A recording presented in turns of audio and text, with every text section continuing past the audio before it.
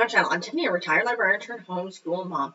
And in this video, we return to SciShow to look at a video called The Salamander That Refused to Grow Up. So this is a video about axolotls, which is an interesting little salamander that stays in its adolescent stage, essentially. So we're all familiar with how frogs become frogs. They start out as tadpoles, they turn into a frog-looking thing with a tail, and they become a frog. Basically, a salamander does something very similar. It has a juvenile state where it has basically the ability to have the long, frilly swimming tail and these gills that stick out the side of its head, and it loses this stuff when it becomes a full-grown adult. The axolotl does not. They are obviously able to reproduce, so there's another chemical thing going on. And scientists, it talks about how they're able to use different hormones to force them into becoming full-grown salamanders. But in their natural state, these axolotls stay in this kind of juvenile aquatic state because why not? They can stay living in the water, and they took advantage of that. And the other thing that they can do, one of the other reasons their scientists are studying this, is because they can regrow limbs.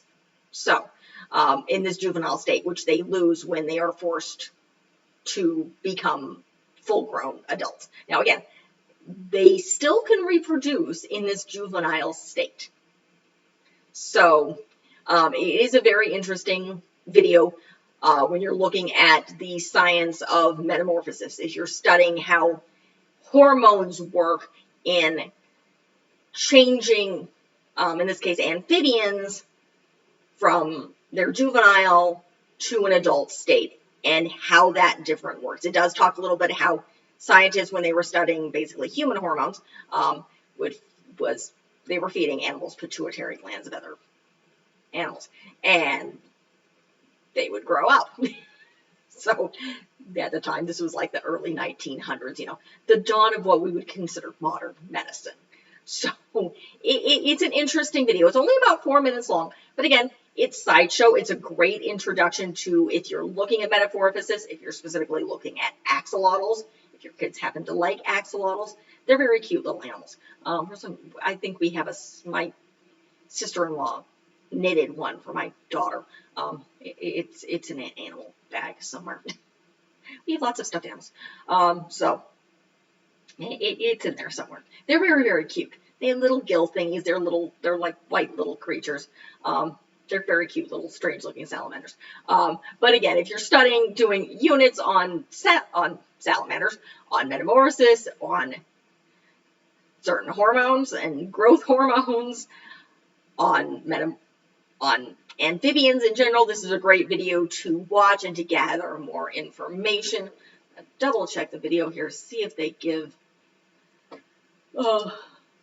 more information. They do have their SciShow tangents, which might be talking about axolotls, but and then they have a whole list of sources.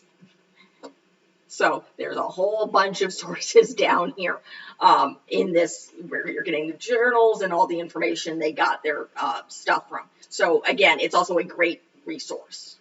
So that's really it for this video. I can't talk about too much on a little over 4 minute video on axolotls, like that. They're very, very cute. So if you like what you see, be sure to like and subscribe. Yes, and various of my videos are actually longer than this if you're not familiar with my channel. I've covered SciShow before. I believe this is January. I mean, I'm filming this in the beginning of September. And this is a connection to my Animorphs videos. Yeah, I'm doing an overview of the book series Animorphs. So we're getting a couple of Animorph stuff there. I think this is connected to some of the early videos, but nonetheless, that is the book series that I'm covering. The rest of January I'm covering, besides the book series, which is Animorphs, and then I'm covering the Polar Bears of the Ice by Catherine Lasky. That's the end of a grouping that I've done from her, which starts with the Guardians of Ga'Hoole, did the Wolves of Beyond, and then I did finish off with the Bears.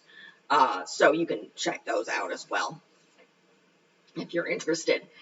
But yeah, the Bears on the ice, doing the Animorphs, followed by Anne of Green Gables. Yes, I know, completely different. Then I'm jumping into the Boxcar Children. I am only doing the ones that are written by the original author because there are hundreds of them, and I'd have to find a stopping point. And then I'm doing Wings of Fire. So, and of course I do theme months. January, I'm doing some interesting hobby stuff. February is Black History Month. March, I'm doing Women's History Month. If you're interested in Irish History Month, check out the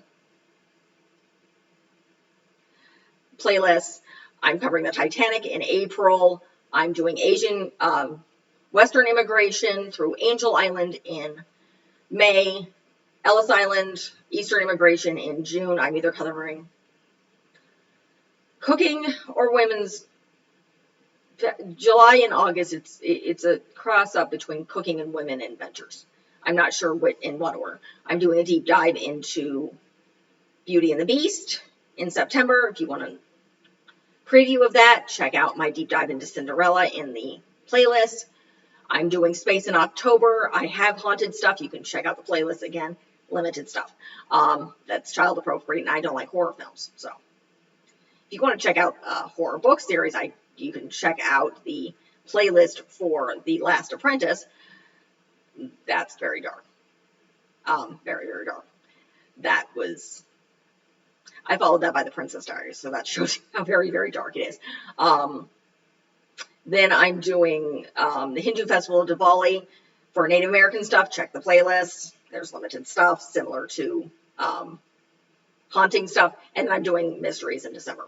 So that is what's upcoming. Check out my playlist. I have a bunch of stuff. This is obviously not the first time I've covered Black History Month or even Asian History Month for that matter. So like and subscribe, leave a positive comment if you have one. Thank you.